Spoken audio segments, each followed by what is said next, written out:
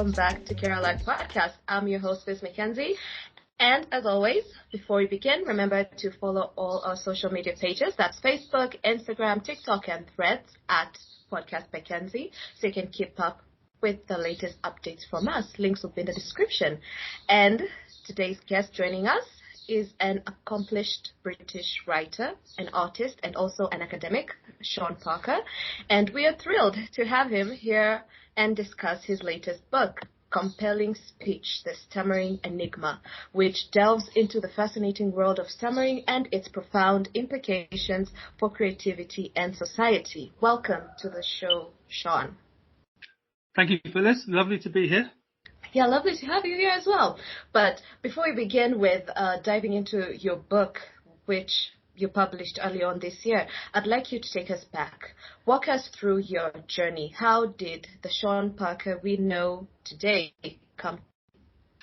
Right. Well, I've been kind of a writer since I was 14, maybe 1989, when I discovered songwriting and poetry as a boy. And I've also been a stammerer since I was 5, which is something I do, and so with the two of these things, but I'm also a creative, I'm an artist, so the joy in life that I get is by creating things. So eventually, after a couple of books, after living in Istanbul for 10 years and various other stuff that I've done in my life, which I'll happily talk about, the culmination was this book, Compelling Speech, which is my 9th, which, yes, it was just kind of, I actually wrote it during lockdown era, and then was able to get to publish eventually earlier this year. And like a decade ago, I think that was back in 2013, you did a TED Talk titled Stammering and Creativity. I ran across it on the web, and it explored the connection between stammering and creativity itself. So would you share some of the key points from the talk and how that theme back then relates to your current book today? Yeah, that TED Talk, which I did in Istanbul there at Kadir Has TEDx, was the name of that event. Basically, the organisers asked me to write to sort of talk about something, and I thought about what do I know about, what can I stand by, because a TED Talk is for life, So I thought kind of the stammering and creativity are two things which I have ownership of. I know what I'm talking about, even if the speaking isn't perfect for 15 minutes, and it certainly wasn't. But I did the job, I got it out, and I was able to explore the fact that when we're being creative, a lot of time in the brain, the right hemisphere is popping away. There's lots of evidence, though it's a controversial theory still, there's a lot of evidence that the right brain is creating lots of creative impulses, whilst the left brain does the systematic kind of the language stuff, which gets communication out there in an ordered way. So the two of these things being in conflict feeds into the neurology of the stammer somehow or other. And I was able to get that at least across in this thing in order to show that there is some sort of a connection to creativity in my stammering and in lots of the stammerers that I know who are in the creative fields. I tried to anyway. And I got to find out that you went through speech therapy a while back. So what was your experience back then with speech therapy? Because I'm sure a lot of people may want to get into it or are afraid of getting into it, or maybe have some misconception regarding speech therapy. Yeah, I've had almost all speech therapy all my life, because the mother was a speech therapist. That was her back in the 80s and 70s. And so as I was growing up and I got to 5, and they decided to try to see because I had a repeating stammer, and they were worried about it. So they sent me to her friends, basically, in Exeter, who looked at me and got me to repeat the words. And I didn't know why, because you don't know why you're doing something at 5. What's the problem? And then the stammer took hold. And I didn't have any more therapy for some time because I was resistant to it, I suppose, or I didn't care. I was just getting on with my stammer until the teenage years come and you become self-conscious. And so, but by then but my parents had split up. So I'd gone to live in South Wales, and there was less basic care about that. There was much more care about their own internal problems. So I was left with teenage years on my own, sort of thing. Then I had some hypnotherapy in the early 90s, which was really interesting and fun, but did nothing for the stammer. So, okay. And it's not possible to ask them for something so embedded.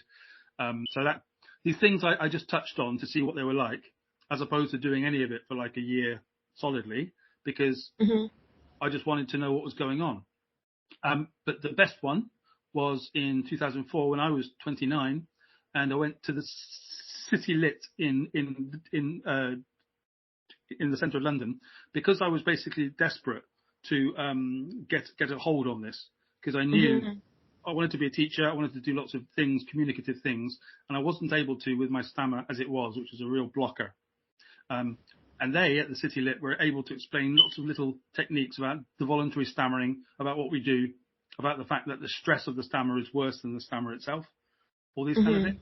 And that was so valuable. And I then went on to 10 years teaching, by the end of which I was speaking like I am now, which, believe it or not, is much better than it was 15 or so years ago. And in your current book, which basically revolves around stammering in depth, what are some of the main takeaways or revelations you hope your readers will gain by reading your book? According to reviews, because I don't put any expectations on my readers, you just kind of you want them to give them the reflection back at what you've done. I do anyway. But what the reviews say is that it's a combination of attempting to help people by explaining things like we were just doing with the speech therapy, with a certain skepticism about human rights issues within the disability rights movement, because there's a lot of things out there with the stammering pride thing, which is basically be proud of your stammer, just stammer away, which is healthy but psychologically, but that does the speech therapist out of a lot of work. And there's a fact that remains, which is that when we are stammering, we are actually happier because there's less stress. So it's an interesting, and I wanted to explore that area, because in the messaging, the progressive messaging of everything is just accept yourself, it's all okay, everything that happens is fine. But I'm kind of coming in this book to saying that no, it's not fine. And if it was, you can have these kind of different grades of things. But we have this situation now in culture where if you're above 40, you're allowed to say things like, this is good, this is bad, this is right, this is wrong, that's stupid, that sort of thing. Under 40, you seem to have to say, everything is okay, whatever you say, and as long as you're happy, it's all right. I don't go along with that as long as you're happy, it's okay thing. I think it's weak-minded, and it doesn't have the academic rigor that I would expect from other areas of life. So why would I apply that to my own stammer? So that comes out in the book, I think, quite strongly. Yeah, and you just reminded me that stammering is often accompanied by misconception and also stigmas in various communities around the world, because you even come back to my country, when you have a child who's stammering, the parent will not understand, and often the other people in the community will tell you, quote unquote, you have this is a very bad word, but a retarded child who does not understand patterns of speech, or you are the parent who did not teach this child how to communicate with others in a more efficient way, which is wrong, because it's not something that a parent themselves can come and tell the child, no, you're not supposed to do this, you're supposed to do this. It just came to be, right? Absolutely, yes, absolutely. The parental kind of the upbringing can have an effect, but it's not the entire story.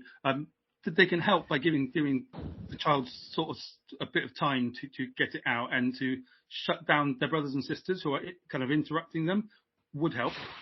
But it's not their fault.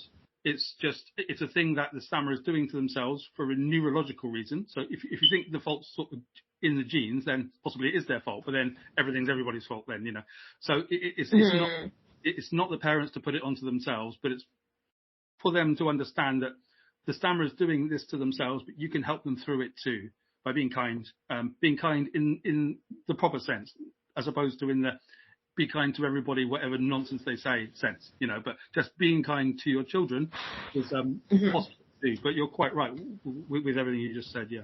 Although I haven't gotten a chance to read or dive into your book itself, I'd like to know, these challenges, these misconceptions, are they reflected in your book? Or how does your book contribute to a more nuanced understanding of stammering and its impact on individuals as well as those around them?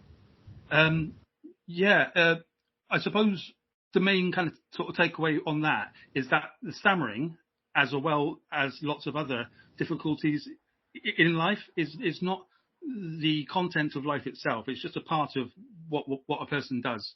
So, I do lots and lots of different activities perfectly happily and energetically, and I happen to stammer at the same time. And that's the case for many, many, many people who stammer. But if you see it in the media, it just becomes the focus of everything itself. So it becomes the main story. Whereas you want to say, well, yeah, this happened, but he did all these other things too, or he or she.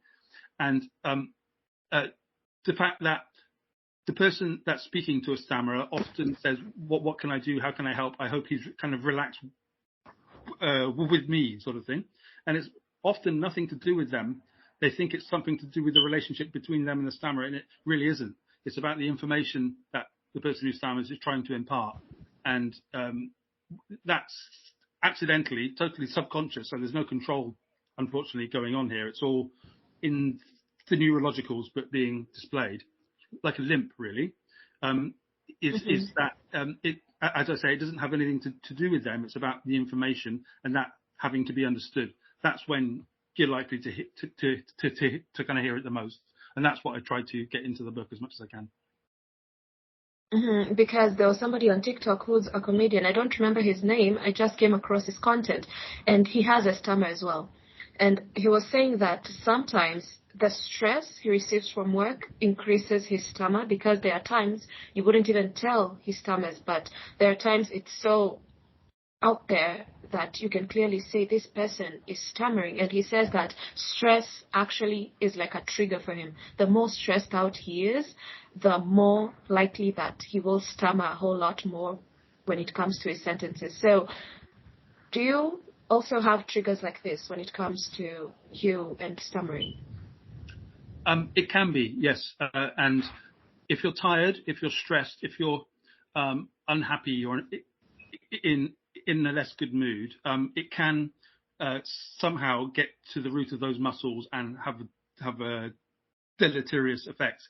The thing about that little anecdote you just said is that stress is pretty much down to him to get on with himself and to conquer and to handle. So you can have those stresses, but then we have ways to short circuit the stammer, as possibly he's aware. And there's the voluntary stammering, where you can recognize your bad mood or the fact that you might be stammering today a bit, and then you can short circuit it. You'll still stammer, but to a lesser degree. So things like cure or it disappearing like magic, that isn't the aim. The aim is to just kind of work on it to take away the intensity of it. So I have a lot of issues about trying to actually blame our issues on kind of other people. If you're doing something to yourself, you're doing it to yourself. So don't blame it on others. Understand what you're doing and try to make that better for your own part and for the ease of society as well. And also the fact we're lots of different people. Like a comedian, the least of his problems is having a stammer. His issue is to encapsulate the whole of the human experience and communicate that to the audience. And if you can do that with a stammer, but I don't know this guy. I'll obviously have to investigate to know what I'm talking about. Yeah, I wish I remembered his at. I'll try and check and I'll send it to you, because he's a lovely guy and I never knew. Oh, okay. The more you actually get insight from people, the more you get to understand the whole thing around stammering, because a lot of people out here just know bits and pieces of stammering. They're like, oh, some people do stammer, but they don't know what is behind stammering or how this person is living their life with stammering. And in regards to that, your life's work because this is something we'll talk about here for like a few episodes. You touch upon art and cultural theory and justice reform. So can you provide like examples or maybe just bits and pieces of these areas and how they intersect with how your exploration and stammering has come about through the years? Because you've done this for a while, right? Yes, I suppose so. And I think that there's a good argument to sort of say that, because as I was sort of saying earlier, I started when I was 14, or I had the epiphany at sort of 14 that I love creativity and I love creating and whatever medium that's going to take. And I think a psychologist or a speech therapist could say that those communicative impulses, just like this right at the moment, talking to you on a podcast, is a part of the communicative desire born of the problem of stammering, where I've kind of internalized lots of things over years. And in that period up until the City Lit and the teaching, there's lots and lots internalized. And that internalization isn't always a negative thing. You know, kind of people always think, oh, it's dangerous. What's he going to internalize? What can that be? Well, the fact is, it's often really, really positive information and like kind of paintings or stuff like that, which is just kind of you have to wait for the right time for its expression. And that expression is, and being in love with the English language. You know, I come from a drama lecturer dad and a speech therapist mum, and a kind of house is always languagey, wordy, and I love that. I like this, what we're doing now, the English language, and it's not that all of the languages aren't wonderful, but mine is English, as is the most popular in the world, and it's like an art form itself. So I think the stammer, not being able to speak very well for years, feeds into expressive desire in lots of other forms, and then doing that better and better as you get older. And that's kind of a beautiful thing, I suppose. So it's the art form of all those things, all these different things I do. I don't put a definition particularly between them, but I like to make sure that everything I do maximum intensity, because then you've got something to really get to grips with.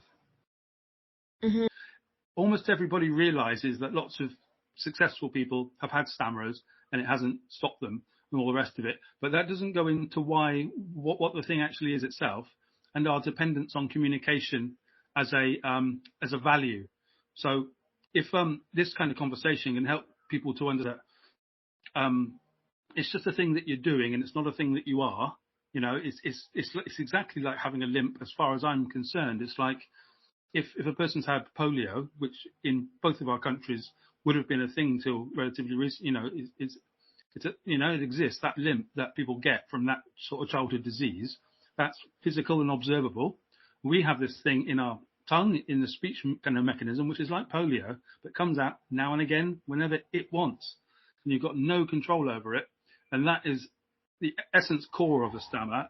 And it's why the neurologists, though they've done lots of good work on understanding what a stammer is, they haven't actually got to why is there no way of actually controlling it. But what we've got is systems of modifying it.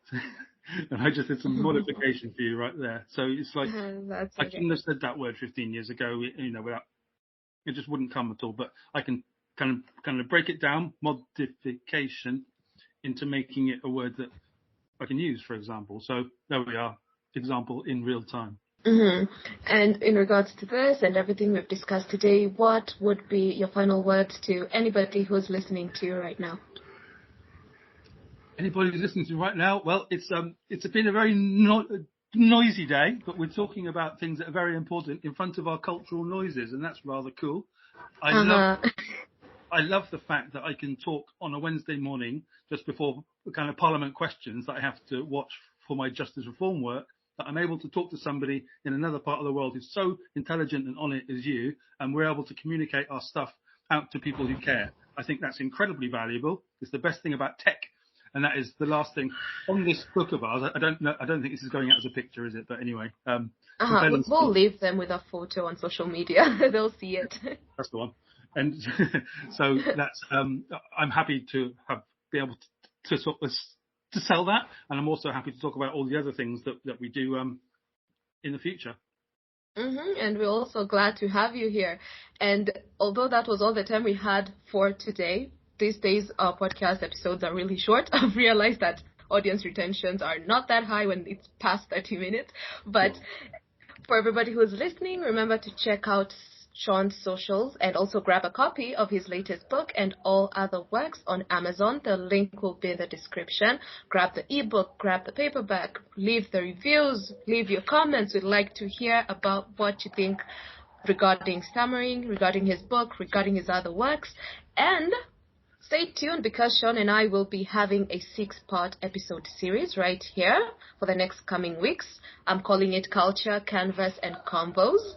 Yes, Culture, Canvas, and Convos, which will be up every Monday at 9 a.m. Pacific time, only on Terra Life Podcast. But until then, stay curious, stay compassionate, and